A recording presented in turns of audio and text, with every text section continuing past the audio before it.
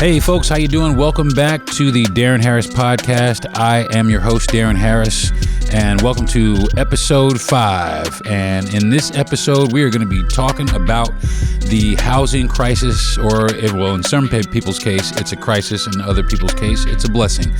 Either way, today we are going to be chopping it up in this episode called Lord, Please Don't Let Me Be Homeless. So yeah, today we are going to be chopping up the current housing market, what is causing the housing boom, what is actually causing or fueling what's going on, and we're going to also break down what the problems actually are, what people are actually, the people who aren't benefiting are having to do or suffering through while this is going on. So, which I have a few things I could actually say about it myself, because my wife and I have been trying to buy a house for quite some time in the area that we live in, and we live in Florida. We live in the Tampa Bay area in Florida, and it's crazy here. So, I want to definitely address that. But before we get to all that, I want to give out some shout outs. Well, actually, I just want to give out one shout out today. I'm doing only one shout out today, and I want to shout out Michael Bay, the director of the Transformer films and the Bad Boy movies and, Mr. Machine Guns and Explosives, Michael Bay, that guy right there. And the reason I want to shout him out, because he said that he would 100% work with Will Smith again. And I think that's great because, as you know, Will Smith has pretty much been excommunicated from the Academy for the next 10 years. And he's getting a lot of flack for it. And, we hope that, or at least I do, I hope that he can bounce back from that. But for Michael Bay to say that he would actually work with him, he said he was a really even-keeled guy. He was a nice guy, a genuine person, and I believe that. And I hope that, other people who make films don't ostracize him or cast him to the side, or just try and, distance themselves from Will Smith, because he still is a very good actor, but he is human, so everybody needs to take into account that they are human as well, and they are quite capable of making mistakes, and everybody wants to make amends. Not everybody. A lot of people would like to make amends. So anyway, today's Dope Shit Award is going to my main man. Now, this guy right here, he made me want to be a comedian. Today's Dope Shit Award, I'll just go ahead and get to it, is going to Eddie Murphy. Eddie Murphy gets today's Dope Shit Award. Yes, folks, today's Dope Shit. Take a guess why. Well, I guess you can't really guess, so I'll go ahead and tell you.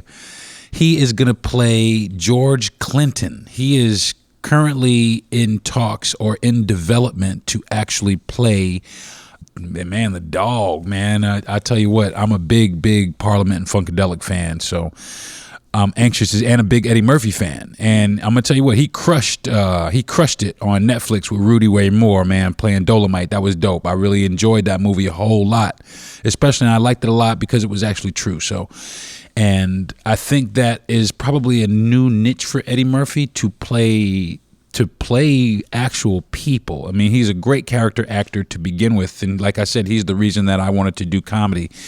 Growing up where I grew up, he had a large home in Englewood Cliffs, New Jersey, and I used to go over and sit in my car and sit in front of his house and write jokes. And that's what I did when I first started, when I first wanted to be a comedian, because he inspired me so much that I felt very connected to him. So I'm very anxious and super excited to see this next project. And not only is he going to star in it, but apparently he is also producing it as well. So, or in conjunction with some other people, but he is also on the list of executive producers for the film. So hopefully we get to see this. Like I said, it's currently in development. It's looking like it's going to happen, but I'm anxious to see, because, George Clinton is one interesting motherfucker. So I definitely want to see about my man's life, and maybe, he'll make a little cameo in the movie or whatever. But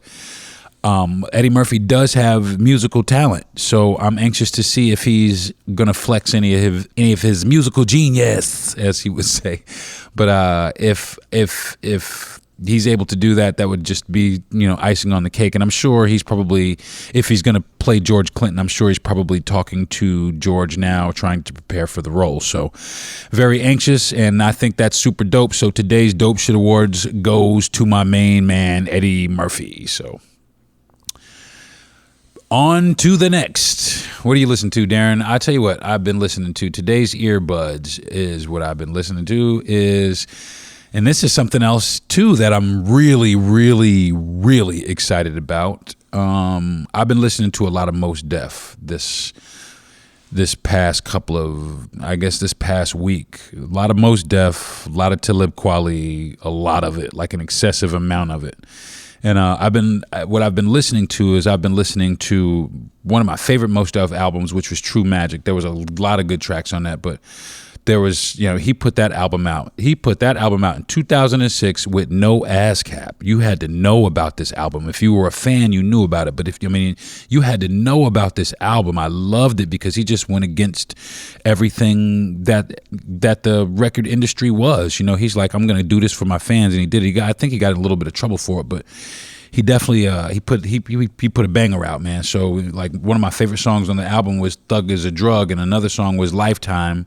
Just great songs. Just, good listening, good music, good lyricism. And also, like I said, Mos is real diverse, man. He'll hit you with some hard hip hop, and then he'll turn around and hit you with like some jazzy, cool funks type shit. So, very, very, very, very enthralled with some Mos Def right now. Also, I've been listening to a little bit of Talib Kweli. Now, I wasn't as big of a Talib Kweli fan, but I did listen to Talib Kweli, and I also enjoyed a lot of his messages in his music because, again, he's a very socially conscious hip-hop artist, and I am a very socially conscious dude, or at least I try to be, or I portray that I am. So I spent a lot of time listening to these two artists, but I will tell you what I'm excited about, and this is why I'm listening to the two of them, because if you know, or if you're fans of both of them, you would know that they had a group called Black Star, and Black Star was one of the all-time iconic hip-hop groups of like the early 90s, early mid 90s, like the early 2000s, just on through, just putting out banger after banger after banger, man. I just would listen to Black Star albums all the time. Anyway, they on an old track. It was a track called Twice in a Lifetime. It had all like just a bunch of good MCs. Just in I think High Tech made the beat. It was, so I'm expecting to see. Like I just go ahead and say it. Black Star is putting out their first new album in 24 years, and that is just it was going to get the Dope Shit Award, but I didn't want to give it the whole clean sweep on some dope shit, because I think that what Eddie Murphy is doing is actually pretty dope also. But I just want to also give a lot of credit, or not really credit, but I want to accentuate a lot that this album is coming out, and it's coming out on May 3rd. It's going to be out on May 3rd. That's the day before my son's birthday, so I might get my son. I got a 25-year-old. He don't know shit about Mos Def or Talib Kweli. He listens to all this new hip hop, which is cool. But I want him to, so I might actually get this for him and make him listen to it on his birthday. But just so he can realize and understand what real socially conscious hip hop is about, or where it started anywhere, where I thought it started. But that album drops on May 3rd, and the album is going to be called No Fear of Time. And if you are a Black Star fan, then you already feel my enthusiasm. If you are not a Black Star fan, or you don't know anything about Black Star, I suggest that you go and get Mos Def 101, then you get Talib Kweli 101, and you put the two together, and then you get Black Star, and then you start listening to some Black Star, and you get some great shit. So big shout out to Mos Def and Talib Kweli for putting out another album, giving us another album after 24 years. And I'm already gonna tell you, both of them is off the chain lyricists, so I already can tell you right off the bat, it's gonna be chock full of like straight up dookie lyrics, just straight up hot bar after hot bar, especially from my man Mos. So to me, Mos is one of the most underrated rappers in history, because he is very clever. He is very clever, and not only is he clever, he's very intelligent. So, and I think he's actually going by Yaslin Bey, which is actually his real name, which I think is a cool name. So anyway, Shout out to them dudes on my earbuds. That's what I'm listening to this week, or have been listening to this past week. In anticipation for the new album, and once the new album drops, of course I'll be listening to it, and of course it's going to be on my on my earbuds. So we'll definitely check back. And I like this when I can catch an album before it drops, so I can kind of get warm and hyped up with everybody else, and then I can kind of come back and report to you guys what's going on with it. So look forward to hearing my take on on the album. And I'll probably do a little bit more in depth with it because I am a big fan, just like I'm a fan of the Roots. And like I said, the Roots, they collaborate with a lot. Like, the reason I listen to a lot of the music I listen to is because of a couple of cats like Mos Def, Talib Kweli. They run in the same circle with like Erykah Badu and Common and the Roots. They all kind of run in the same circle, or they did at least. And during the time when they were all running together, they put out a lot of great music. Like Erykah Badu did Rimshot. That was all during that era.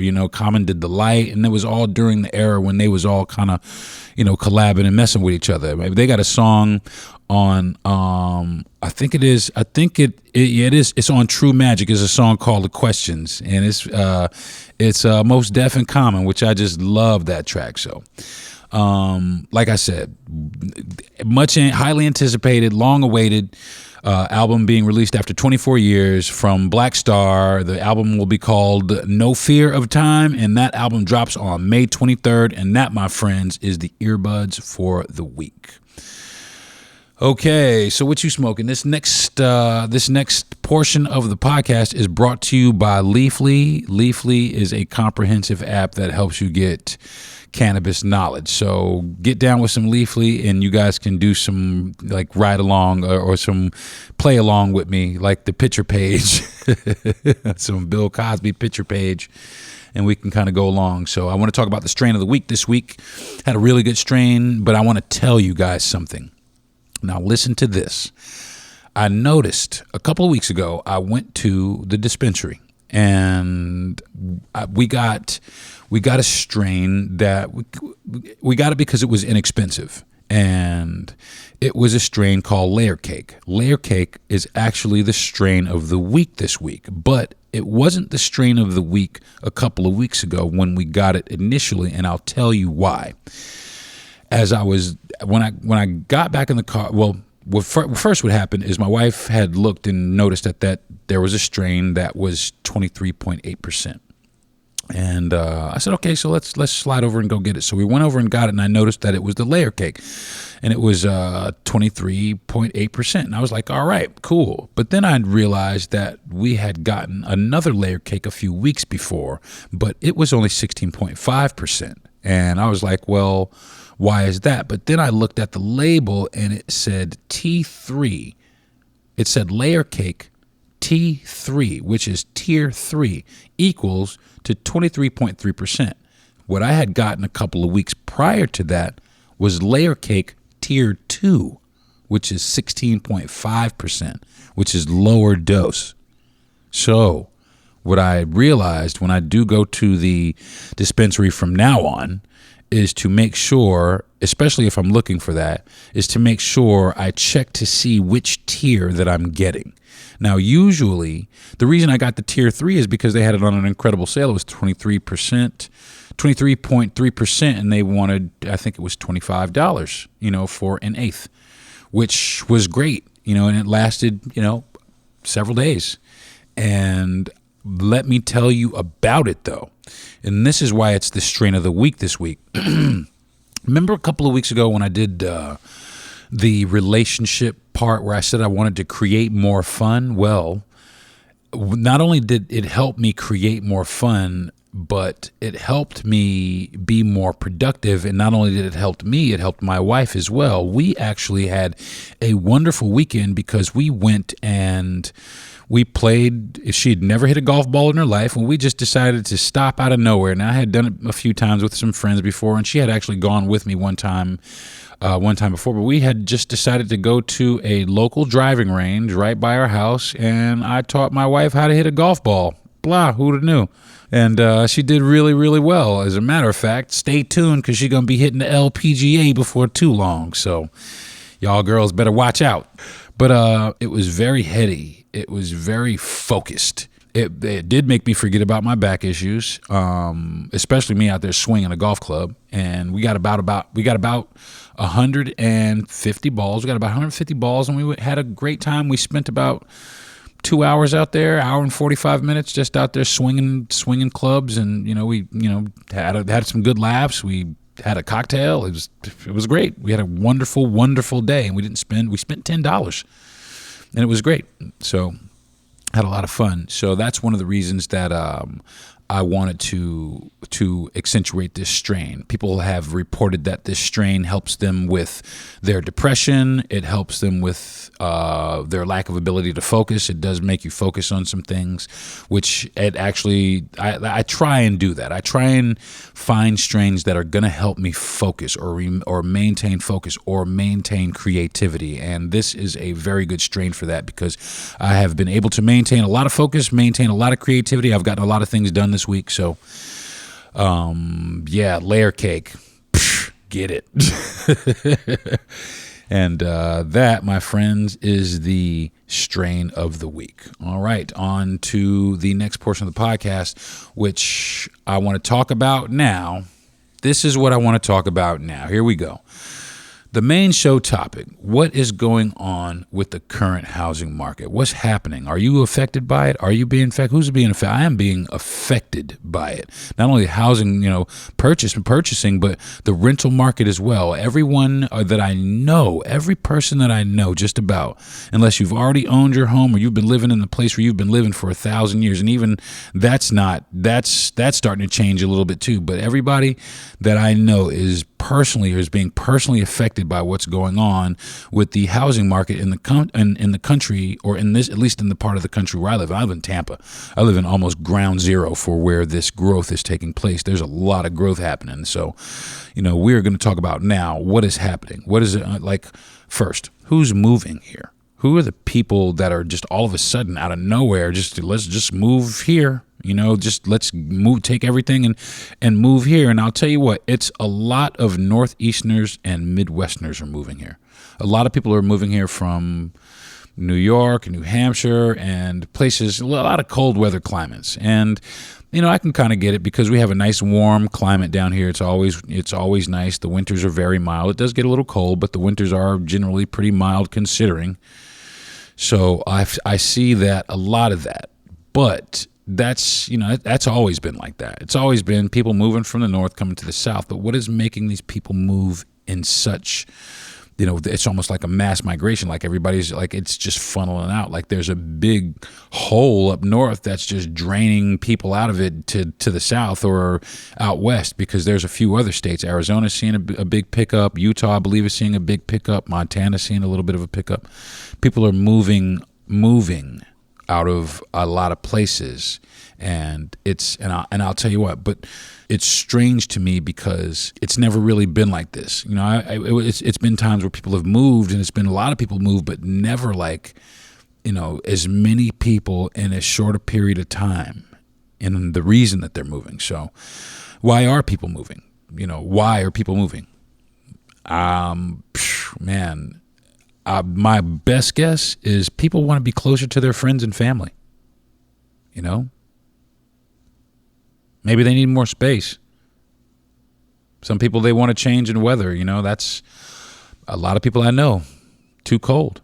Some people are looking for a place that's more affordable, but I don't know why they're coming here, because it's getting to the point here where it's becoming not affordable for the people that are already here. Now, it might be affordable for the people in the Northeast because the cost of living, I've known people that have they sell their house up there. You sell a home up there, just a regular 3-family house, and it's $450,000, $500,000, $650,000. You come down here, this used to be the land of $200,000 houses, 250, 300,000 maybe, but now it seems like every shack on every other corner is $350,000, and everything it's crazy because it's continuing to happen.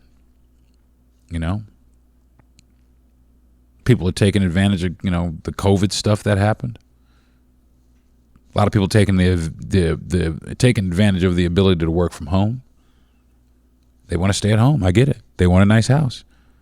Especially if you can work from home. If your job is working from home and you can live any place you want, why not be someplace warm? If you don't have to go into the office, if you could work a job in New York and make the wage in New York, but you could live in Florida, or why not do that, right? I would. I did a long time ago. I moved to Florida about 12 years ago. It's been great. For the most part, I do miss New York a lot. I would love to eventually go back to New York, but for right now, Florida's pretty cool. But what's happening is it's becoming pretty cool for everybody. Everybody is moving here, and it's great to have people move here because there is, a lot of diversity that's starting to come here. There's a lot of people from a lot of different cultures and a lot of different places, and they bring, different cultures, and they bring, different ways of doing things here. And I do enjoy, that's one of the things I enjoyed about living in New York, is because there's just so many, it's very diverse there. So where are people moving to? Where are people going? You're leaving the Northeast. You're packing up your shit. Where are you going? Well, a lot of, like I said, people are moving. They're either moving out west or they're moving down south. Now, I looked at a article the other day, and there are 25 cities across the country that are seeing like growth like you would not believe. Like, there are 25 of these cities. Now, out of these 25 cities, Florida is where I live. Florida has 11 of those cities, including right where I live at. You know what I'm saying? We saw just incredible growth, like rapidly, almost like right at the end of COVID, like right towards the end of COVID. It was like everybody and they fucking mother wanted to move here from everywhere, out of nowhere. My sister-in-law said she lives in Chicago. All she sees on television is Tampa, come to Tampa, move to Tampa. It's warm. Tom Brady comes here. Well, Tom Brady lives here. And I'm going to tell you what, that's a lot of the reasons motherfuckers is moving here is because Tom Brady is here. No bullshit. That's crazy. Tom Brady don't know these people, but they move here because he's here. Okay. Whatever.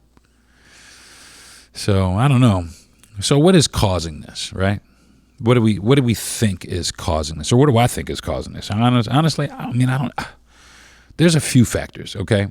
What do I think is causing it? COVID aftermath. It really is. People wanted to, this took some people I was affected. Some people that were very, very close to me are no longer here. You know what I'm saying? So, I get it. Some people are wanting to be closer to their families, closer to, or have an opportunity to have space to have their families, or have their people closer to them. So that's one of the reasons I think that a lot of this is happening. And a lot of people, all my family, although I'm from New York, but all my family, both sides of my family are from Florida. My mom and my dad were both born here. My mom and my dad both live here. My dad just recently moved back down here, but my mother's been here pretty much all my life. Most of my life anyway, I have roots here. I'm related to just about everybody in the state. I have family in every major city in this state. You know what I'm saying? So I can understand. And one of the reasons I moved was way before COVID. One of the reasons I moved here is so I could be close to my family. So, I wanted to be close to my family. And I wanted to have adequate space and maybe pay a little bit less than I was paying in New York, because at the time when I left New York, it was in 2010, it was breaking me. It was breaking a lot of people. New York is always breaking motherfuckers, and that's the thing about New York. But now it's getting to the point here where, I looked on Zillow, and right down the street, right around the corner, there's a one-bedroom. They wanted $2,500 right around the corner from my house. Now I looked at a one-bedroom apartment in Brooklyn, and the same price. It's the same price. It's the same price. So you mean to tell me I could pay the same price to live in Brooklyn, New York, as I can to live right here on Central Avenue in St. Petersburg, Florida? Really? For real though? Word? That's crazy business. That the cost of, but see, and that's the thing, the cost of living doesn't even match that. It's crazy. People ain't paying people like they paying people in New York, not down here. But they're still charging these rents to get this money. And what that's doing is it's creating an affluent environment, which is forcing people out. It's displacing people. It's making it so they can't afford to take advantage of any of the amenities that are coming here, which is a problem, which is starting to become a problem. Everybody's so excited. Oh, a new high rise going up over here. Oh, another high rise going up over here. Oh, hey, check out this new condo, such and such going over here. Oh, they went and built 4 homes on the south side, so on and so forth. And all of that is raising the property value and pushing out people who can't afford to really live where they are. All those people are about to teeter over the edge, and they're pushing them on purpose. It's crazy. You know what I'm saying? People got a lot of stimulus money. This also, people got a bunch of stimulus money, and all of a sudden, hey, let's take a little bit of the stimulus money and let's do the right thing with it. Let's try to get ourselves a little bit of a home. So that happened. You know what I'm saying? There's a lot less land for construction.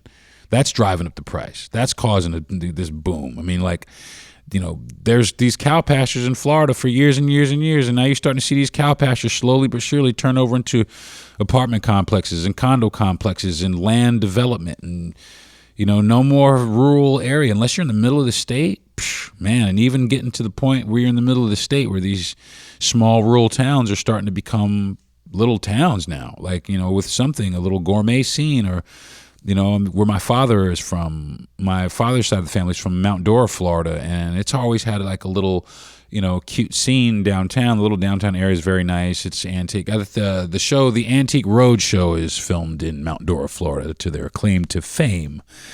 But nevertheless, it's a very, very pretty little town. And what's starting to happen now, man, is people are starting to get up from the north. They're starting to get a hold of these little pretty little towns, and man, they're snatching up these little houses. Not only are they snatching up one little house, they're snatching up 2 little houses and 3 little houses, because the house that they just sold up north for $550,000, I came down here and I bought one nice house for $200,000, and I got this money left over. So I bought 2 other little houses, and now I have investment property. And that's how people are making their money here. Airbnbs are, crushing the game out here right now. It's crazy. People are buying homes and Airbnb-ing them.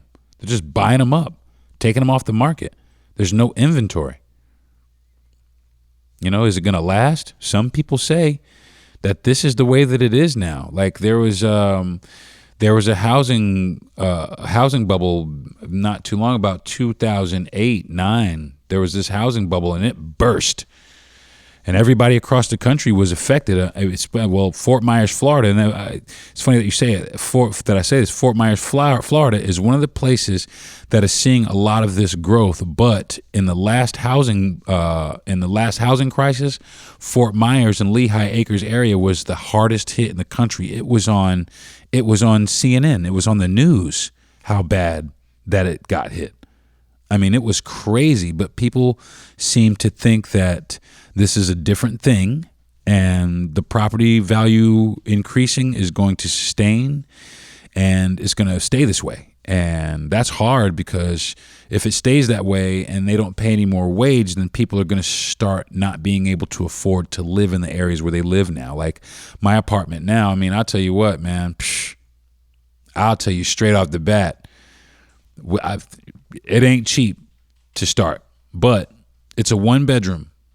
It's a luxury loft. I have an elevator building. It's a luxury loft building. But I walked around the corner the other day with my Great Dane and in my little bougie neighborhood, and I noticed that there was a 3-bedroom house for rent for the same money that I pay for rent at this 1-bedroom. But I also noticed that it was for rent by an owner. An owner was renting it, not a company, but an owner. Because that's happened too in this. There's some companies here that have bought up some property, and they've bought up a lot of it. They've taken a lot of the inventory, and what they've done is they are now renting it to people.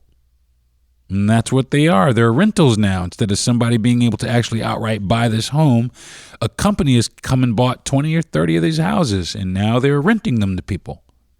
And now they can't be anybody's house at the moment, because somebody's getting rich off of them, or getting rich off of somebody else who's paying them mortgage, paying their mortgage. So other people say that this is not going to last.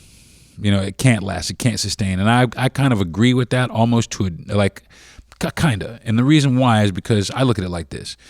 You guys can go as much up on the rent as you want to. If nobody's paying me any more than I'm making, and I'm not making any money, which people don't really want to pay you anymore. They want you to come to work. They want you to work your ass off, but they still don't want to pay you what they should be paying you. So if you're not going to pay me and you're going to raise my rent, then I'm just going to have to move away from here. But then it's just going to create a more elitist community, a less diverse community, because you won't have regular people here. Just people who are just, living their life, as opposed to somebody who's super affluent, or a town full of super affluent people, because that's the way that it seems like this town where I live at is going, is the way of the super affluent people, and to the point where they're going into the South Side and they're buying up blocks and blocks and blocks of homes on the South Side of town, which is the more urban side of town, blocks and blocks and blocks of homes and empty lots. And they're building homes on a street where the home value on this street, the median home value is about $170,000. People are coming here and they're building 2 and 3 homes on this one block that are $450 and $500. And what does that do? That's attracting a certain clientele, and it's raising the property value that these people aren't able to take advantage of unless they sell their home for the 180, 190, to this company, which will then demolish their home and then put up one of their homes and charge the $500,000, moving everybody further away from where they're at. They're basically taking a neighborhood. And I watched it happen in Bedford-Stuyvesant, where I'm from. I watched it happen in Bed-Stuy right in front of my eyes, man.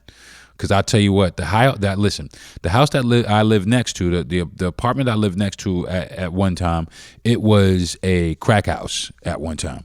And then there was a burned out building across the street. It was an apartment building, like a 16-unit apartment building. The bottom floor of it was a hoe house, no bullshit. And all that stuff had cease and desist, and it was just sitting there empty for a little while. Now, I tell you what, the crack house, it was a brownstone. It was a 3-family brownstone, which is like 4 units. Each unit went for $450,000. In this one brownstone across the street, the units in the apartment building went for, I think it was $600 for each unit. Do you know what I'm saying? And it wasn't like that.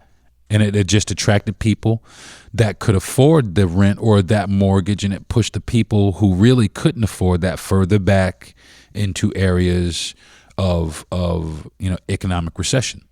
And it damaged the neighborhood. They did not include these people in the neighborhood, and now the people who grew up in the neighborhood, the people who live in the neighborhood now, they look at these people like they have no business in this neighborhood when, I grew up, you bought my grandmother's house.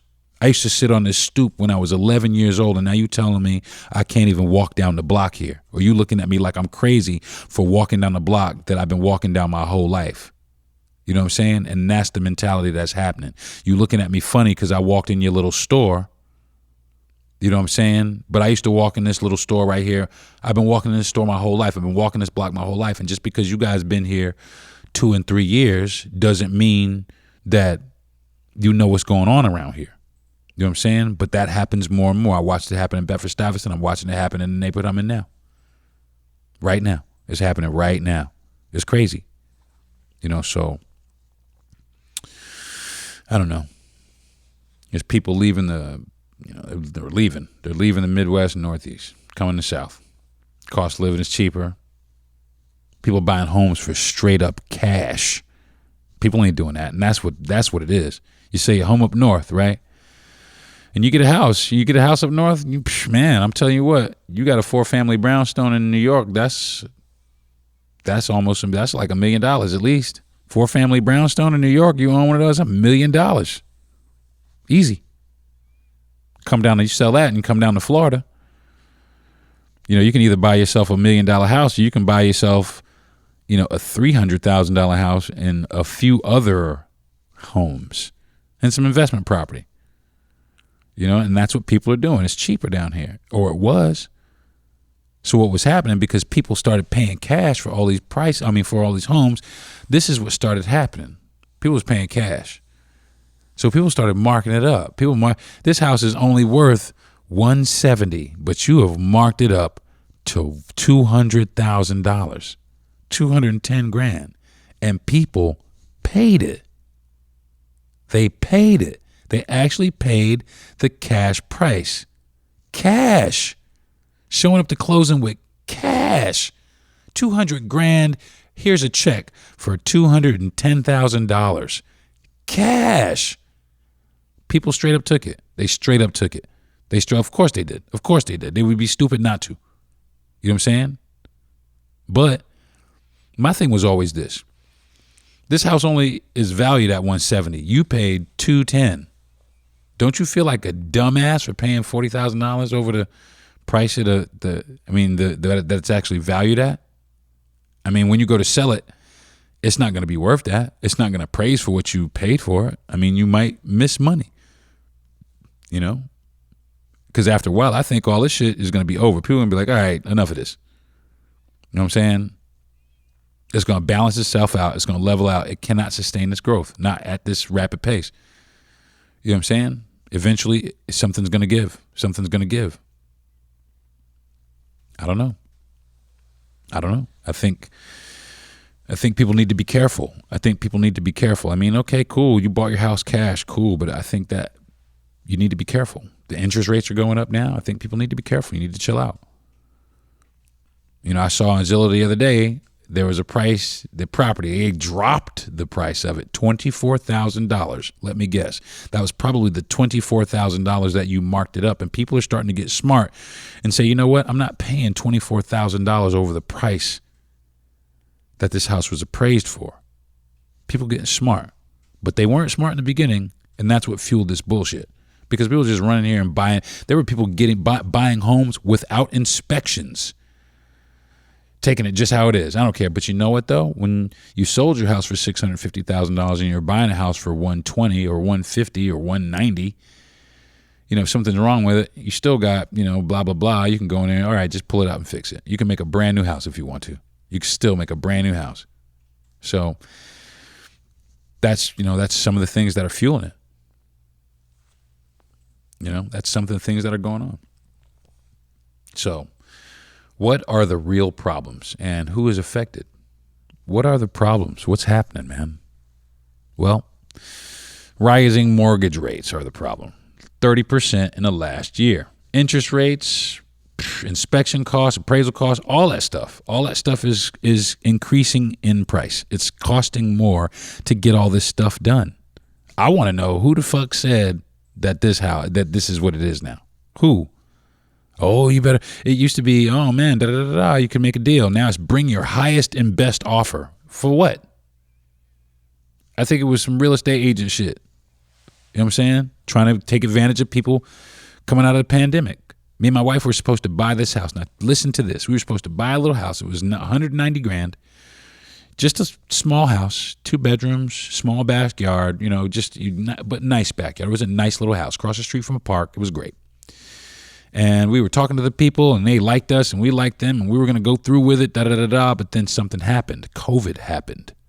And then all of a sudden, when COVID happened, all the interest rates shot through the roof. Bling! So it made it harder for us to get the deal done. So what ended up happening is because it started to move slow, the person took it down off the market. So we didn't get the house. So we went through COVID, right? This whole thing happened, nobody going nowhere, and then somewhere toward the end of COVID, it started happening. Everybody started being able to get out, and everybody was moving here. And all of a sudden, people are traveling now and down here with their families now. And oh my God, how much is it to buy a house down here? And man, this is cold up here. And And all of a sudden, you have people migrating here. And miraculously, we saw this same house that we were about to buy come back up for sale. So we called our realtor. We were excited about it. We called our realtor, and he contacted the people and asked. He said, hey, the people that were going to buy the house, they're interested in it again. Is there a way that we could maybe get together and discuss trying to? And what ended up happening is the people that were selling the house, they ended up taking a cash offer instead of our offer. They took a cash offer instead of our offer, and that happened to us about 5 or 6 times where we got beat out by a cash offer.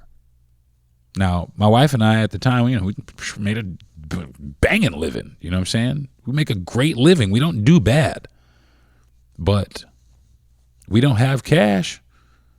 Damn sure ain't got $190,000 liquid. Not even close. You know what I'm saying? People just coming out of nowhere. Woodwork. How many? All kind of shit. Crypto millionaires coming up just snatching up the inventory from underneath it. Fucking crazy. You know what I'm saying? And at the end of all that stuff, we paid, inspection costs and, appraisals and after all of that stuff, guaranteed nothing. Nothing. You're not guaranteed anything. So then we tried to, we scrambling, you know what I'm saying? We thought we were going to buy a house. Now we're not. Luckily, I had a buddy that had an extra bedroom, and we ended up having to stay with him for like 3 months, which was just ridiculous. But in the meantime, we started looking around for a place to rent. So we're looking for homes. We got a few dogs, and you got a little bit of space. We got kids. We need a little bit of space. So we're looking around. And it started getting to the point where, hey, we can't, there's nothing over here and nothing over there, nothing and nothing more, nothing, and then more, and then all of a sudden there was fucking nothing, nowhere. There was nothing. And we were just like, what is going on here? What is happening here? So we would, and this was another scam. There was a company that we started called Urban Renewal or something like that. And they would advertise a house for rent. We'd go look at the house, and no agent necessary. You go put your code in, and you go look at the house. If you like it, you log back on. You pay your little $35 application fee, and you go through the application process. That's what it was. But the problem with that is because that there was no agent present, there were a multiple of people going to apply to stay at these homes, to rent these homes. So this house that I went to look at, there were 10 people here earlier than me and another 10 people this afternoon after me. And if you liked that house, if I liked it, somebody else liked it, all 30 of us liked it, all 30 of us would put down $30 application fee, non-refundable. But then you'd get an email and say, oh, well, this house isn't available any longer. Here's another house. And you rush over to that house. Well, we like this house too. We like that house too. Da-da-da-da, so on and so forth. And that happened to us 5 or 6 times also, where we were trying to find a house, but they were taking our fucking deposit and not giving us anything. So finally, we just got fed up, and we came into where we live now, the luxury high-rise building. And I just went into the leasing office and was like, look, dude, what's happening here? You know what I'm saying? And he got us expedited pretty quickly, and here we are. But we had to go through this crazy rigmarole, because we wanted to buy a home, which we were more than capable of, but that's what happened to us. And that's just the tip of the iceberg of what happened. I kind of just paraphrased a lot of what the fuck happened to us, because it was so much deeper than that.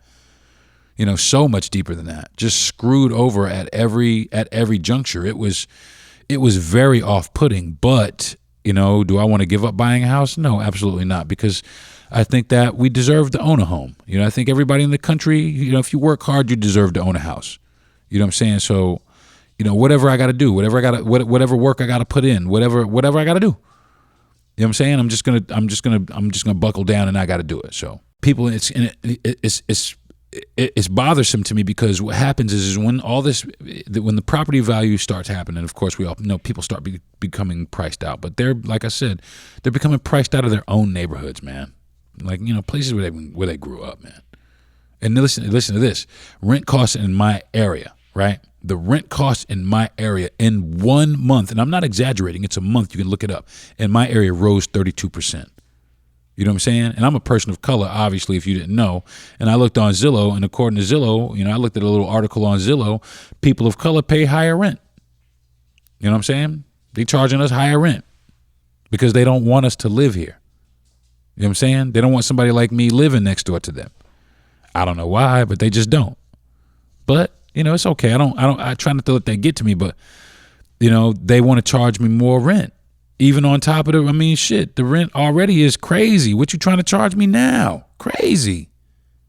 You know what I'm saying? So they want to gentrify the neighborhoods. They come in gentrification. To me, and this is, correct me, to me, gentrification just means remove all the black people. That's what gentrification means to me. Take their shit is what it means.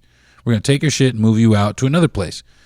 And when this gets too expensive and saturated, and we're going to come to where you are again, and we're going to take that shit too and push you even further back. You know, my question is where the fuck do we go? But the answer is they don't really care. So it's about money. It's about money. And it really is. And if you ain't got the money, they don't want you around here. You know what I'm saying? When they push you out, they start pushing out. There's fewer people of color or any diversity in the neighborhood. Because let's just face it, you know, white folks control most of the wealth anyway. They don't build that shit for us. They build that shit for them. You know what I'm saying? It's crazy. You know, I don't want to say it like that, but those are just the facts. So, I don't know, folks. I can't call it. I just hope that things get better. I hope that someday my wife and I are able to put our resources together and pull together a fucking home. You know, I hope that one day people understand that everybody has a dream to own a home, and you know, it shouldn't be thwarted by greed. But that happens so much these days. People don't care how hard you work or how determined you are, how much you wanted this. It just comes down to how much money can I squeeze out of this person. So I hope that we can change that mentality and everybody across the land can start getting together and having barbecues in their backyards that they're comfortably able to afford. So that, folks, is the topic of the day, or the topics of the day, or the topics of the week. So hopefully it'll get better. All right. Okay, back to relationship goals. We're going to spin around onto relationship goals, and this is the part of the podcast where I discuss what I'm doing to try and achieve being the world's greatest husband. So I'm trying to be, I've just gotten married. I'm still a newlywed. I've only been married about a month.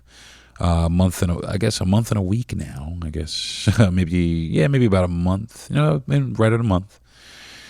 It's gonna be bad at anniversary. No, I've been married right at a month, but I'm trying to gauge when I'm actually recording this podcast and when it will be released to when I actually got married. So I'm gonna say I got married at a month. So, and last week I had said that I wanted to try and effectively communicate, be more effective and more eloquent in the way that I communicate my thoughts and my feelings to her. And I am going to be super, super honest. I failed miserably.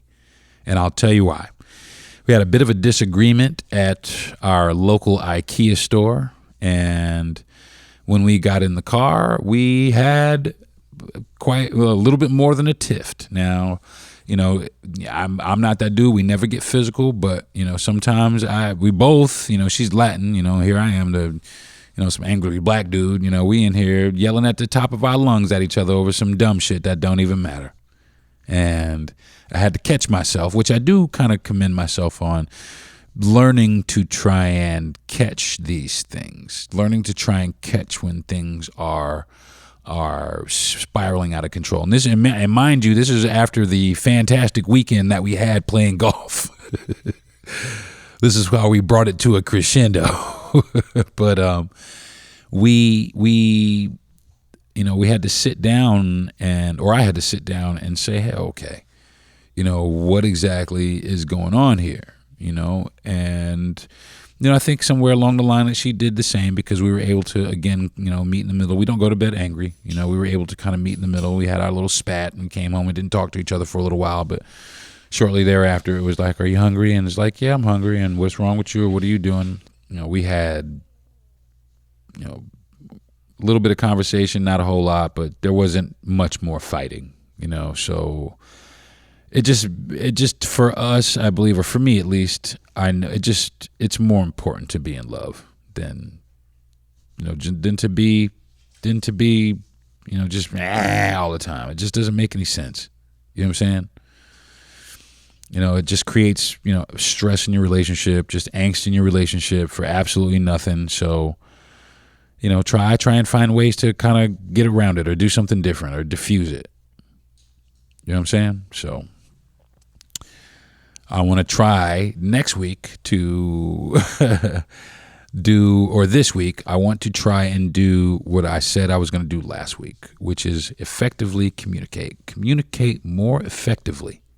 You know what I'm saying? Because a lot of spats, man, 90% of it is tone of voice. How you said something to somebody.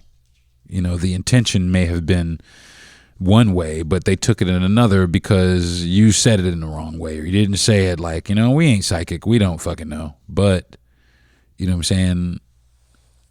A lot of the conflict is just because somebody took out of context your tone of voice, or they took out of context what you actually meant, or they saw something that they weren't in possession of all the facts, or a wide variety of things. The point is just try and make a way when you feel yourself starting to get angry or angsty about anything. What I'm starting to do is step back for a second and try and calculate what I'm going to say. Now, I didn't do it the other day, but I have done it. I have been doing it, but it was a little heated the other day. But that's no excuse. I'm not here to make excuses because, like I said, excuses only satisfy those that make them. So instead, what I want to do is I want to try and build on that. I want to try and build on myself. I want to try to incorporate that into my repertoire, that coolness, that calmness, that ability to sit down and be like, you know what? I'm not going to lose my cool. I'm going to remain calm. You know what I'm saying? I don't care what she do. I don't care how she acting. I don't care what she doing. And maybe that right there will help her bring it down to my level also. So, so that's what I'm going to do. And what I'm going to try and do this week on top of that, I'm, like I said, learn to identify when things are wrong, but I'm going to learn to have discussions. I'm going to have to learn to have discussions and not an argument, a discussion. Very different. A disagreement doesn't have to mean the end of the world. It just means you disagree.